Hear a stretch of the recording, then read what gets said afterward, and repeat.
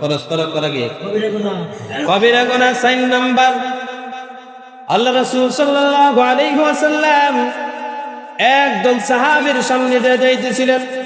হযরত জারহাত রাদিয়াল্লাহু তাআলা আনহু তখন বয়স ছিলেন।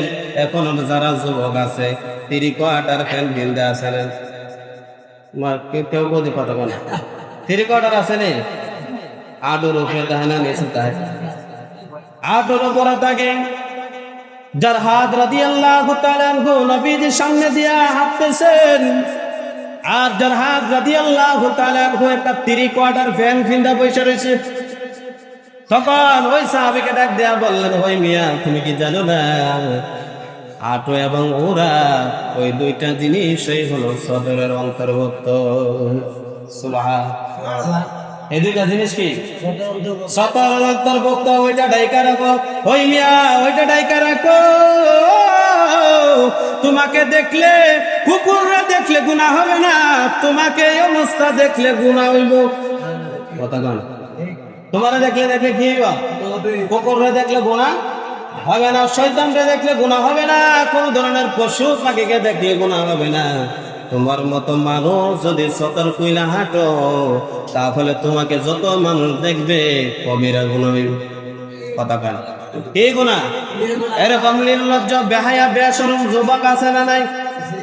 যে মনে করবেন 3 কোয়ার্টার প্যান্ট পিনতে, হাফ প্যান্ট পরে 3 কোয়ার্টার আর হাফ প্যান্টের মধ্যে কোনো বেশ কম, কতক্ষণ বেশ কম আছে, কোনো বেশ কম নাই।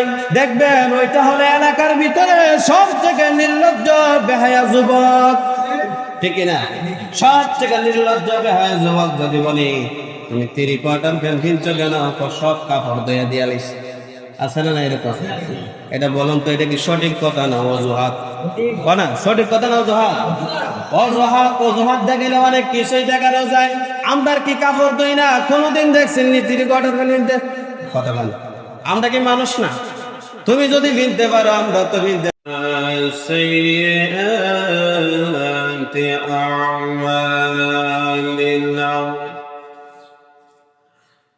من يهد الله فلا مضل له ومن يضلله فلا هادي له وأشهد أن لا إله إلا الله وحده لا شريك له لا ضد له ولا ند له ولا مثل له ولا مثيل له وأشهد أن محمدا عبد الله ورسوله الذي أرسله بالحق بشيرا ونذيرا وداعيا إلى الله بإذنه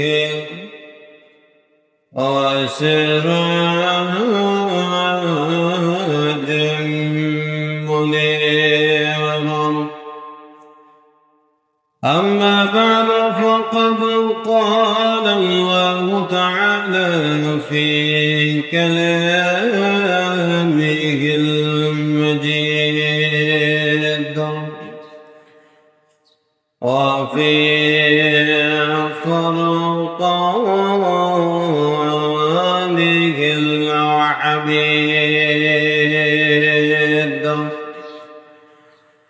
أعوذ بالله من الشيطان الرجيم. بسم الله الرحمن الرحيم. قل المؤمنين يغضوا من أبصارهم ويحفظوا فروجهم ذلك أزكى لهم إن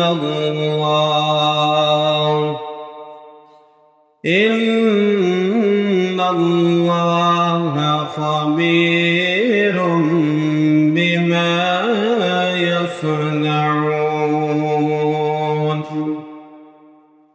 وقال رسول الله صلى الله عليه وسلم الحياء شعبة من الإيمان أو كما قال عليه الصلاة والسلام. صدق الله العظيم وصدق رسوله النبي الكريم ونحن على ذلك لمن الشاهدين والشاكرين والذاكرين والحمد لله رب العالمين.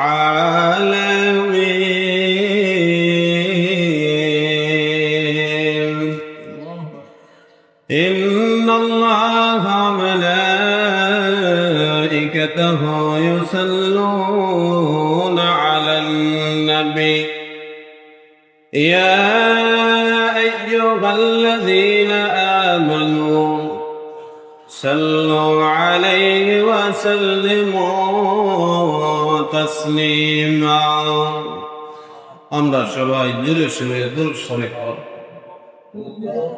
اللهم صل على محمد وعلى آل محمد كما صليت على إبراهيم وعلى آل إبراهيم إنك حميد مجيد.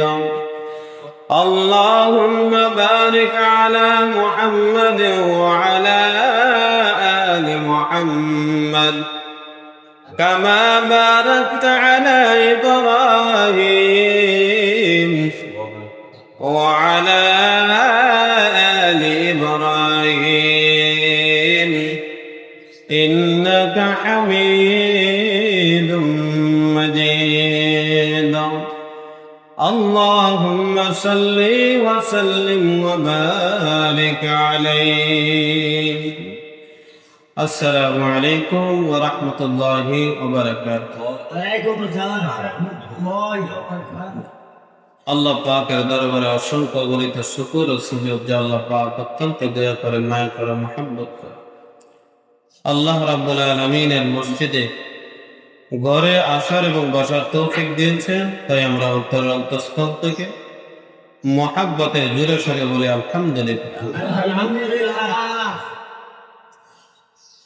এই বৃষ্টির আবহাওয়াতে অনেক মানুষের ক্ষতিগ্রস্ত হইতেছে, ঠিক না? প্রায় জেলার ভিতরে বন্যা হইতেছে, অনেক মানুষের বাড়ি ঘর বাসায় নিতেছে। আল্লাহ বলেন জলে এবং স্থলে বিপদ আসে মানুষদের কারণে। মানুষদের দুই হাতের কাম। কয় হাতের কাম? আল্লাহ রাব্বুল আলামিন কোরআনের আয়াতের মধ্যে ظهر الفساد في البر والبحر بما كسبت أيدي الناس.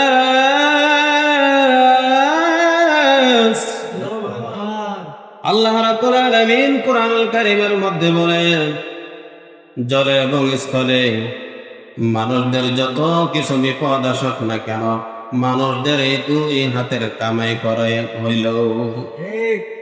কয় হাতের কামাই? দুই হাতের কামাই। বলে দুই হাতের কামাই কিভাবে হয়? বলে দুই হাত দিয়ে গুনাহ করে মানুষ, যা কিছুই করুক না কেন দুই হাতের কামাই হিসেবে আমি বান্দাদেরকে দিয়ে থাকি। আল্লাহ বলেন জমিনের মধ্যে যত ধরনের ঘটনা বাঁচান, যত ধরনের আযাব গসব আছে, সব কিছুই মানুষদের দুই হাতের কামাই হিসাবে। তাহলে যে দিক দিয়া আমরা মনে করি, মনে হয় এক ঘরে যদি পাপ করে এক ঘর কেন জ্বলে না, এক ঘর কেন আল্লাহ রাব্বুল আলামিন গজব দিয়ে শেষ করে না। আল্লাহ বলেন এক ঘরে আগুন লাগলে 10 ঘরে যেমন যায়, একজনে পাপ করলে পুরা মহল্লাবাসী পাপে ছাই হয়ে যায়। তার কারণে গুনাহ যদি একজন করে তাকে থামানোর জন্য চেষ্টা করতে হবে। কি করতে হবে? চেষ্টা করতে হবে।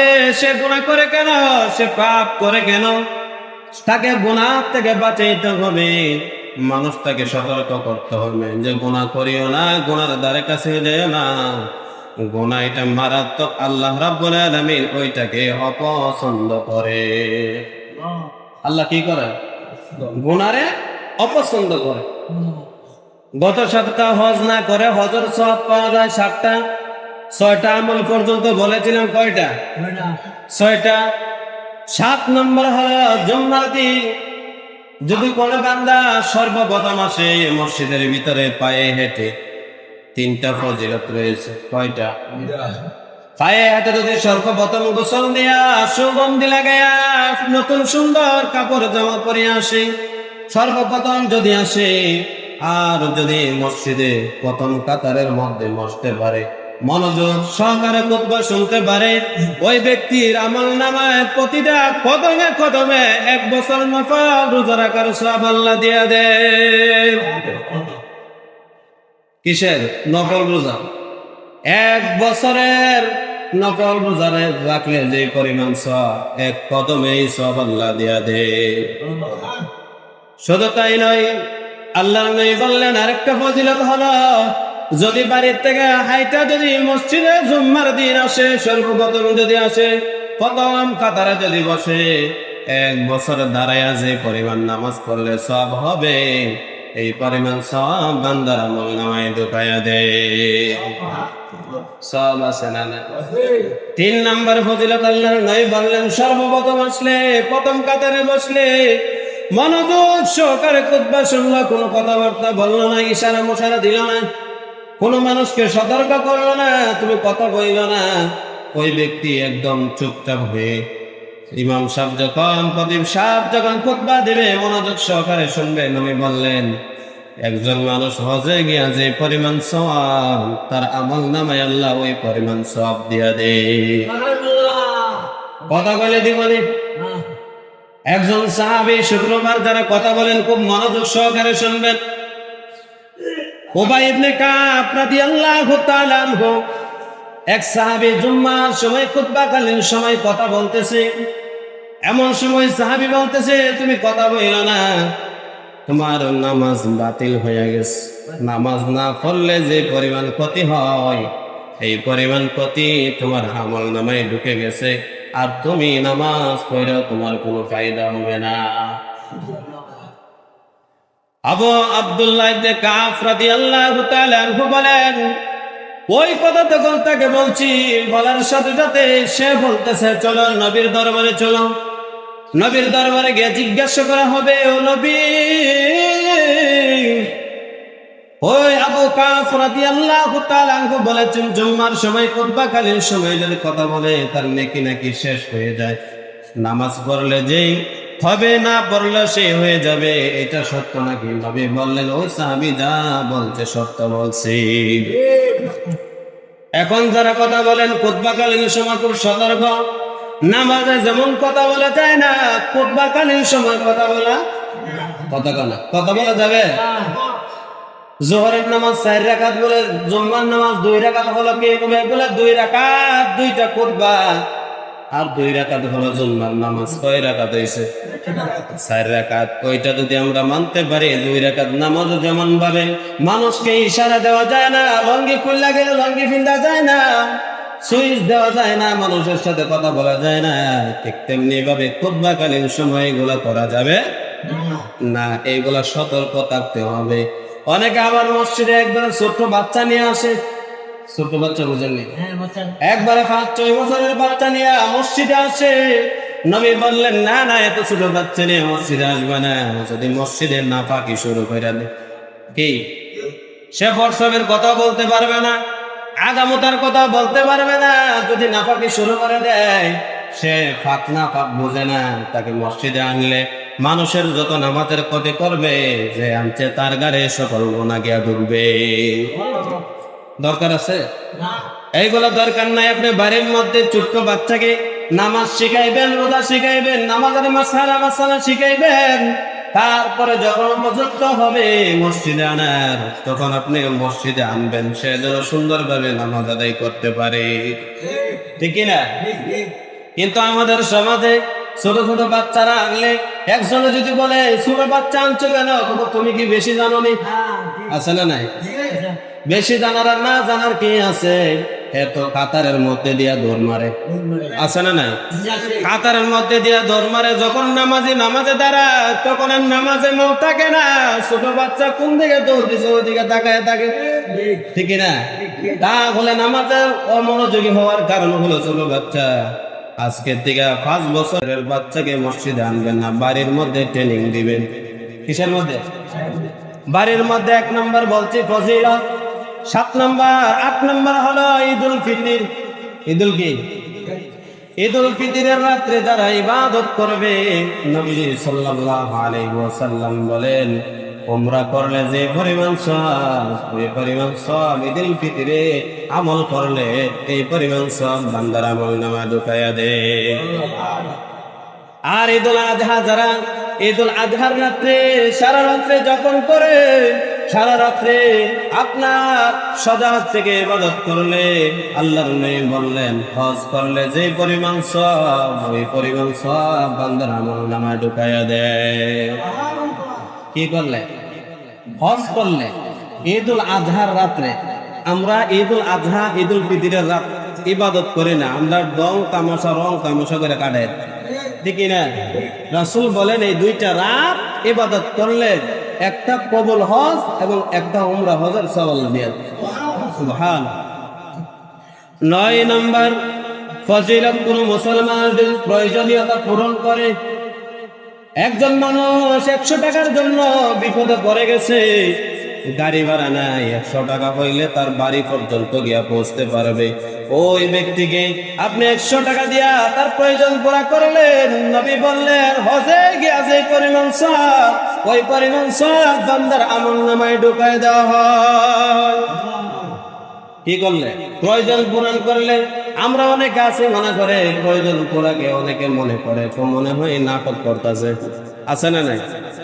যে বেটা দেখবেন টাকা না দেয়, বেটা বেশি কথা কয়। মসজিদে যে মানুষের টাকা না দেয়, এই বেটার ফোটাঙ্গি বেশি, বুঝলেন? যে বেটা টাকা দেয়, এই বেটা বেশি কথাবার্তা বলে না। ও টাকা মসজিদে আল্লাহর নামে দিয়া দিছি, এইটা নিয়ে আমাদের কোনো মাতামাতি করা দরকার নাই। একজনে 10 টাকা চাইছে, 10 টাকা দিয়া দিছি, এবার লেগিয়া বিরিকা, অসুবিধা নাই, আমি তো দান করে দিছি, বুঝলেন কথা? একে আমার নিয়ম পরিষ্কার, আমি আল্লাহর নামে বান্দাকে দান করে দিছি, ওই বিনিময় আল্লাহ সওয়াব ঢুকায় দিবে। টাকা নিয়ে কি করলো এটা দেখার বিষয় নাই। 9 নম্বর হলো মুসলমানদের প্রয়োজনীয়তা পুরা করা। 10 নম্বর হলো যারা মসজিদে কুবার মধ্যে গেছে, মদিনার মধ্যে গেছে, মদিনার মধ্যে একটা মসজিদ আছে, সর্বপ্রথম যে মসজিদ নবীজি নিজের পাথর শোকায় নির্মাণ করেছিলেন, ওই মসজিদের নাম হলো মসজিদে কুবা। সুবহানাল্লাহ। ওই জায়গার মধ্যে মদিনা শরীফে যারা অবস্থান করবে আর বাসর থেকে ওযু কইরা বাহির হবে, মসজিদে কুবা গিয়া সালাত আদায় করবে। নবী বললেন, ওই মসজিদে সালাত আদায় করার কারণে তার আমলনামায় হজের সওয়াব দেওয়া হয়। যে আয়াতটুকু আমি তেলাওয়াত করেছি কুরআনুল কারীমের 26 নম্বর সূরা সূরাতুন নূর 30 নম্বর আয়াত, ওই আয়াতের মধ্যে আল্লাহ রাব্বুল আলামিন জানায়া দিলেন, কুল লিল মুমিনিনা ইয়াগুদ্দু মিন আবসারিহিম ওয়া ইয়াহফাযু ফুরুজাহুম আল্লাহ রাব্বুল আলামিন নবীকে বললেন, ও নবী আমার, ও বন্ধু আমার, আপনি পুরুষদেরকে জানিয়ে দেন তারা যেন তাদের লজ্জাস্থান এবং তাদের নজর যেন হেফাজত করে। কয়টা কথা বলছে? দুইটা কথা বলছে। এক নাম্বার তাদের লজ্জাস্থান যেন হেফাজত করে, দুই নাম্বার হলো তাদের চোখ যেন মত রাখে, তারা যেন রাস্তার দিকে হাঁটার সময় দিকে কাজ করতেছে না করতেছে এই ফার দিকে যেন এই ফার না তাকা। বুঝেননি কথা?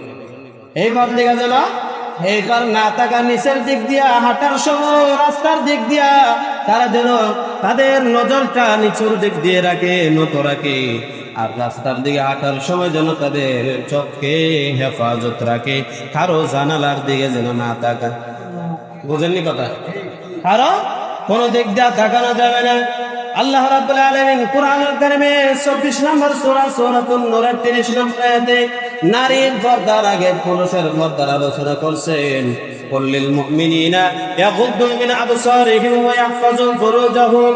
ও নবী, আপনার উম্মতদেরকে, আমার বান্দাদেরকে সতর্ক করে দেন তারা যেন দুইটা জিনিস হেফাজত করে, তাহলে তাদের জন্য সর্বোত্তম পবিত্রতা অর্জন করা হয়ে গেল।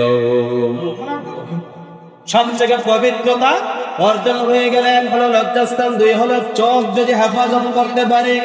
তারপরে আল্লাহ রাব্বুল আলামিন জানিয়ে দিলেন নারীদেরকে সতর্ক করলেন 31 নম্বর আয়াতের মধ্যে। বলেন তাদের নারীদেরকে, মুমিন নারীদেরকে জানিয়ে দেন তারা যেন তাদের লজ্জাস্থান এবং তাদের চোখে যেন হেফাজত করে। দুই দল যদি চোখ হেফাজত করে, লজ্জাস্থানে হেফাজত করে, আর কোন তাদের মধ্যে গুনাহ থাকলো, ঠিক না, তাদের মধ্যে কি থাকলো না, কোন ধরনের গুনাহ থাকলো না, আগে চোখ দিয়া দেখে তারপরে অন্তর দিয়া খারাপ চিন্তা করে। বিশ্বাস করেন না? আগে কি দিয়া দেখে? চোখ দিয়া দেখে, তারপর অন্তর দিয়া খারাপ ধারণা করে, খারাপ চিন্তা করে। তার জন্য চোখ হেফাজত করতে হবে। দুইজন যদি, একজন মহিলা একজন পুরুষ যদি একটা রাস্তা দিয়ে ক্রস করে, তাহলে ওই জায়গার মধ্যে যদি দুজন চোখের হেফাজত করে, তাহলে আর চোখের কোনো গুনাহ হলো না, ঠিক না? চোখের কি হইল না? গুনাহ হলো না। তার মানে নয় যে মহিলা বেপরদা হইয়া রাস্তার দিকে হাঁটতে পারবো। বুঝলি কথা? বেপরদা হইয়া রাস্তার দিকে হাঁটা যাবে না। পুরুষ চোখ হেফাজত করে হাঁটতে হবে, যেদিকে মনে চায় সেদিকে চাওয়া যাবে না। রাস্তার দিকে, নিচের দিকে চাওয়া আল্লাহর বিধান। যদি ওই বিধান আপনি মানতে পারেন, আপনি সবথেকে বেশি পবিত্রতা অর্জন করে নিলে। এখন বর্তমান যুগে দেখা যায়, এক নম্বর বলছি, এখন বর্তমান যুগে লজ্জা নিয়ে 10টা কথা বলবো। কয়টা কথা কয় না? কয়টা? 10টা। এক নম্বর বলছি, লজ্জাস্থান হেফাজত করতে হবে, চোখ হেফাজত করতে হবে। 2 নম্বর হলো পোশাকের উদ্দেশ্য। কিসের? পোশাকের উদ্দেশ্য। নবী করিম সাল্লাল্লাহু আলাইহি ওয়াসাল্লাম সকল নবীদের লজ্জা সব থেকে বেশি ছিল। সকল নবীদের কি? হযরত মুসা আলাইহিস সালাতু ওয়াস সালামের জামানায় সকলেই গঙ্গার মধ্যে, নদীর মধ্যে নাইমা উলঙ্গ হইয়া গোসল করতেন, কিন্তু নবী মুসা কখনো উলঙ্গ হয় না। সুবহানাল্লাহ বলো। নারী পুরুষ সবাই একত্রিত হইয়া উলঙ্গ হইয়া নদীর মধ্যে গোসল দিত। সকলেই বলতো, মনে হয় মুসার কোনো সমস্যা আছে, তার কারণে সে উলঙ্গ হয় না। পাথরের উপরে লঙ্গি নিয়ে রাখছে মুসা আলাইহিস সালাতু ওয়াস সালাম।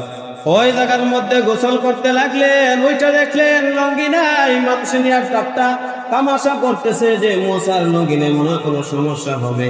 আল্লাহ রাব্বুল আলামিন বললেন, মুসা আলাইহিস সালাতু ওয়াস সালামের কোনো সমস্যা নাই, তোমরা এমনিতেই সমালোচনা করতেছো। তো এটা আল্লাহ রাব্বুল আলামিন বলে দিলেন। সবথেকে বেশি লজ্জা কার ছিল? নবীদের। কার? নবীদের ছিলেন। 1 নম্বর হলো পোশাকের উদ্দেশ্য, 2 নম্বর হলো নবী করিম সাল্লাল্লাহু আলাইহি ওয়াসাল্লাম বলেন, পুরুষদের সাল্লাল্লাহু হলো নবীর উপর থেকে লাগাইয়া আপন নিজ পর্যন্ত এইটা ডাইকা রাখা পুরুষদের জন্য ফরজ। কথা কেন? আমরা বলছি না নামাজের ভিতর বাহিরে 13টা ফরজ আছে। কয়টা? 13টা আছে, বাহিরে আছে 7টা, ভিতরে আছে 6টা। বাহিরের ভিতরে আছে 17 টাকা। 1 নম্বরে হলো শরীর পাক, কাপড় পাক, নামাজের জায়গা বা 17 টাকা। 4 নম্বরে কিবলামুখী হওয়া, নামাজ পড়া, নামাজের নিয়ত করা। 4 নম্বর হলো 17 টাকা। যদি পুরুষের শরীরের মধ্যে কোন ধরনের পোশাক না থাকে, নাভির থেকে হাঁটুর নিচ পর্যন্ত থাকে, তারপরেও নামাজ পড়তে পারবে, কারণ হলো তার 17 টাকা। তার 17 কি 17 টাকা। 17 টাকা পুরুষদের জন্য কি কনা ফরজ, পুরুষদের জন্য কি ফরজ বিধান। বলে ফরজ কত? নাভির উপর থেকে। কিসের থেকে?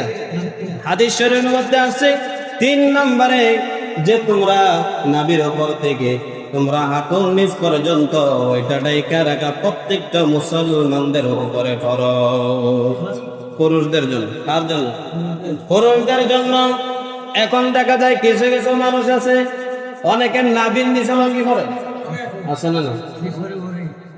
রাগ করবেন না কেউ, এখানে দেখেন লঙ্গি গুলা তাকায় দেখেন, অনেকের শার্ট গুলা পাঞ্জাবি গুলা তুইলা দেখেন নাভির নিচে লঙ্গি গিয়া রয়েছে, আছে না? না, এটা ফরজ তরক হয়েছে কিনা? শার্ট যদি হঠাৎ করে উঠা যায় তাহলে কি হয়েছে?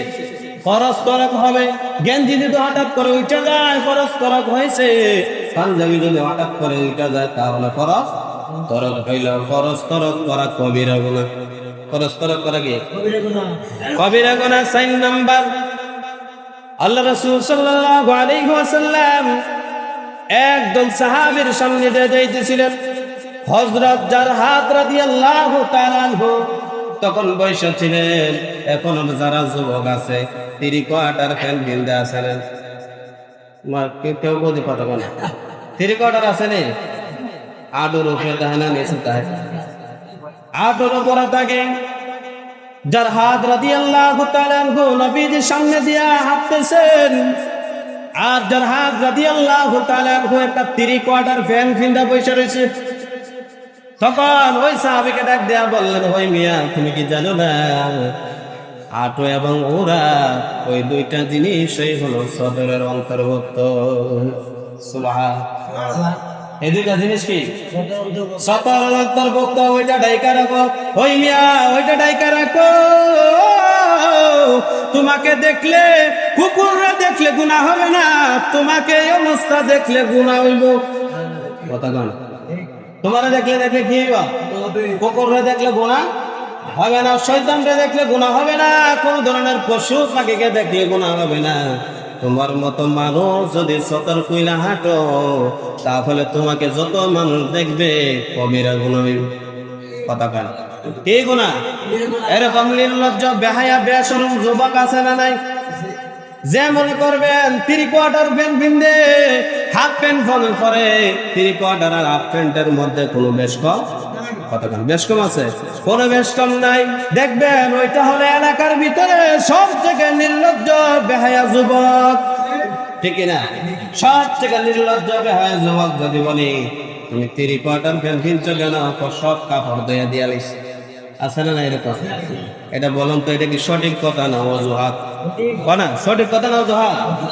অজুহাত অজুহাত দেখিলে অনেক কিছুই দেখানো যায়। আমরা কি কাপড় দই না? কোনোদিন দেখছেন নি 3 কোয়ার্টার প্যান্ট? কথা বলে আমরা কি মানুষ না? তুমি যদি বিনতে পারো আমরা তো বিনতে পারি, কিন্তু আমরা আল্লাহর বিধানকে ভয় করি। বুঝলেন না? আল্লাহর বিধানকে কি করি? আল্লাহর বিধানকে ভয় করি। ভয় করার কারণে 3 কোয়ার্টার প্যান্ট পিনি না, হাফ প্যান্ট ব্যবহার করি না। কারণ হলো এটা নবীদের অপছন্দনীয়, আল্লাহর অপছন্দনীয়, ঠিক না?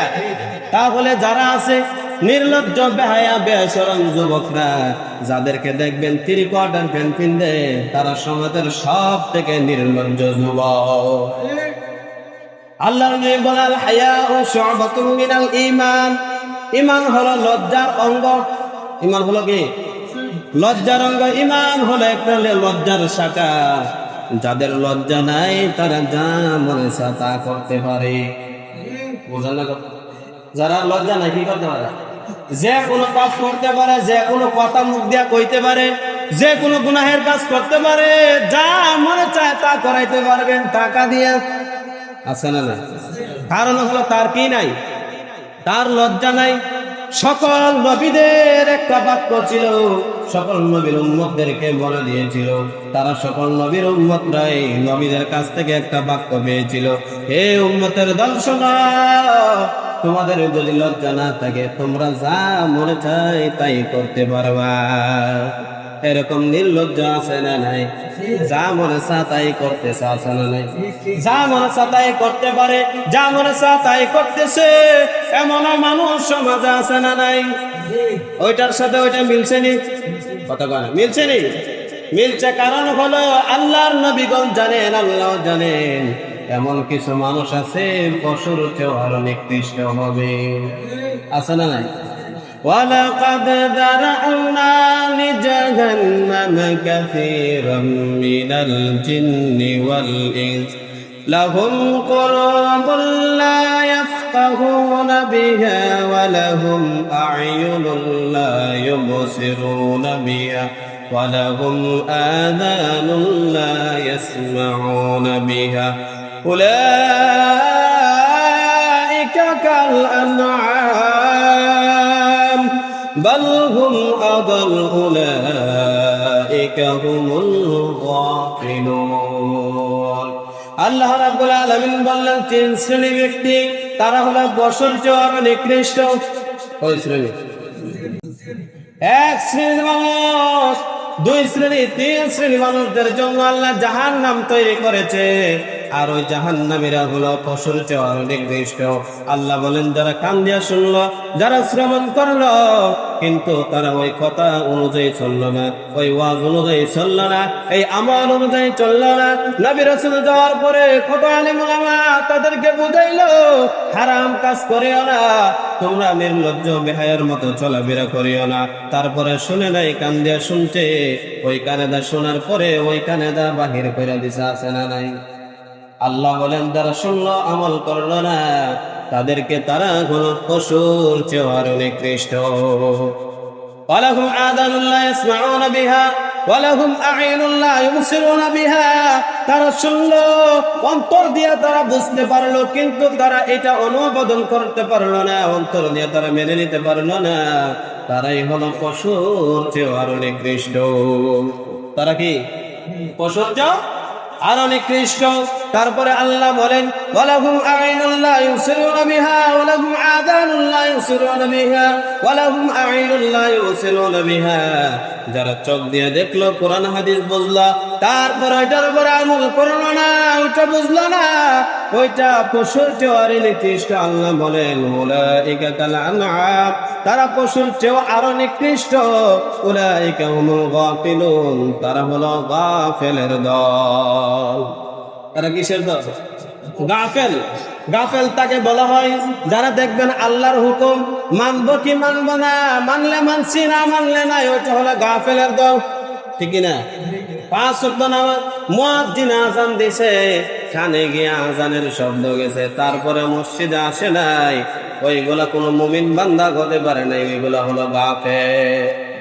এগুলা কি? মুয়াজ্জিনের আযান শুনে আপনি মসজিদে আসে নাই, কিন্তু মসজিদের মধ্যে একটা কাঠিয়া আছে। কি আছে? কাঠিয়া বুঝেন না আপনারা?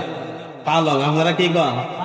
পালং আছে মসজিদের মধ্যে। আপনি যদি মসজিদে নাও আসে, এই পালং কিন্তু একদিন আপনার বাড়িতে যাবে। ঠিক না? মসজিদে না আসলেও পালং কিন্তু আপনার বাড়ির যাওয়া মিস হবে না। যদি কোনো মুসলমান বেনামাজি হয়ে মারা যায়, ওয়াদা করতে হবে তার জানাজা আমরা পড়ব না।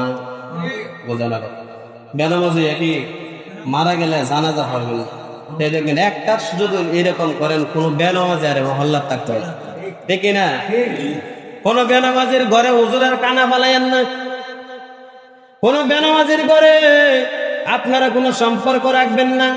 কোন বেনামাজির সাথে কোন ধরনের লেনদেন করবেন না, কথাবার্তা বন্ধ করে দেন।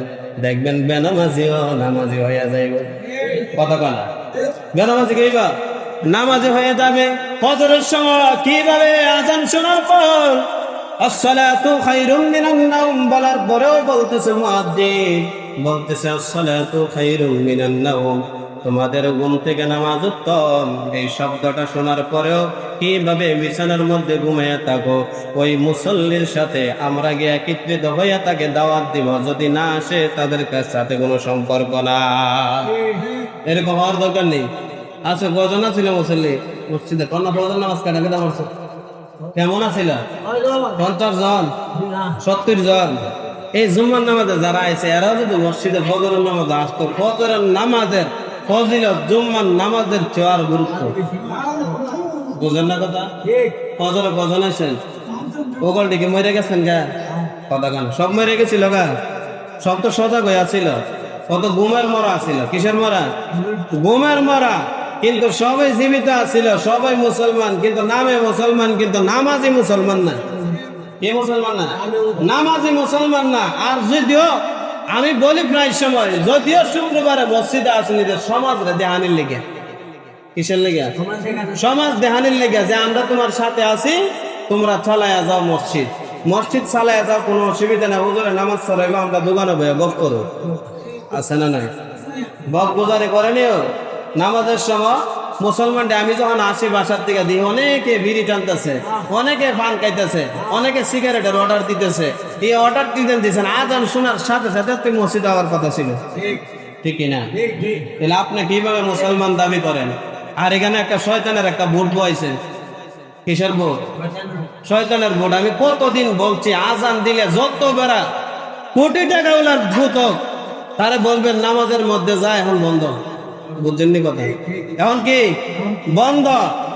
এইটার যদি আপনার এই খেলা হারাম, এই খেলা কি আমি বলছি নামাজের সময় বন্ধ রাখবেন। এই খেলা হারাম। যদি এই খেলার এই টাকা নেওয়া সাল কিনা গান এবাদত সেজদার মধ্যে হইরা থাকলে কোনো কাজ হইতো না।